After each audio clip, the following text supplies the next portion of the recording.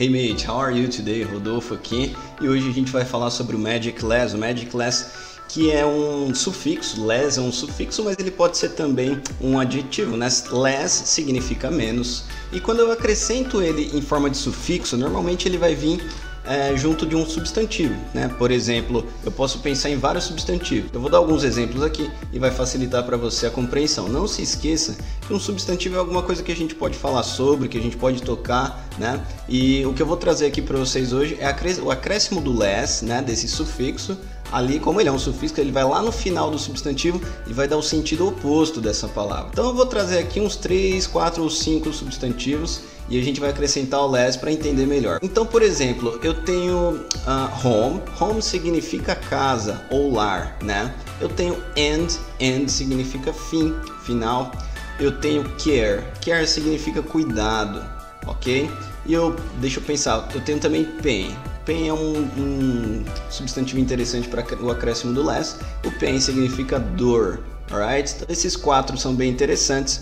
E se eu acrescentar, por exemplo, o less no final do home, que foi o primeiro substantivo que a gente falou, vira homeless. Não se esqueça, você tem que acrescentar, tem que ser tudo junto, tá? O substantivo junto com o less, vira uma palavra só. Homeless significa sem teto. Se home significa casa, lar, homeless significa sem teto, ou seja, o less dá o sentido oposto para esse substantivo, certo?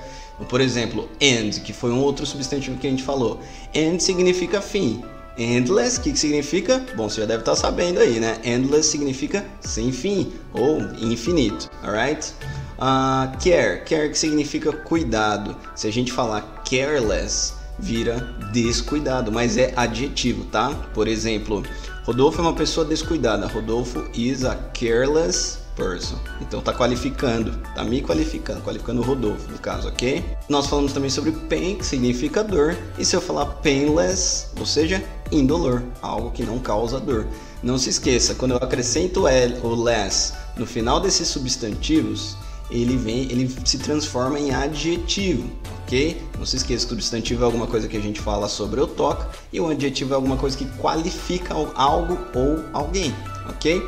Nessas 4 palavras que eu falei para você, você pode pensar em várias formas de colocá-las em frases, tá? Para qualificar alguém ou algo. Por exemplo, algo painless, algo indolor, alguém careless, alguém que não é muito cuidadoso, né? Alguém descuidado. Então pensa aí, quero que você tente colocá-las em algumas frases. Se você souber alguma palavra que vai less no final, né? Igual essas que eu falei aqui, comenta aí, deixe seu comentário pra gente que é bem importante. É sempre bom, a gente sempre posta em outros canais também, no nosso Instagram, coisas que os mates mandam pra gente. Thank you very much, mates. Bye bye and see you.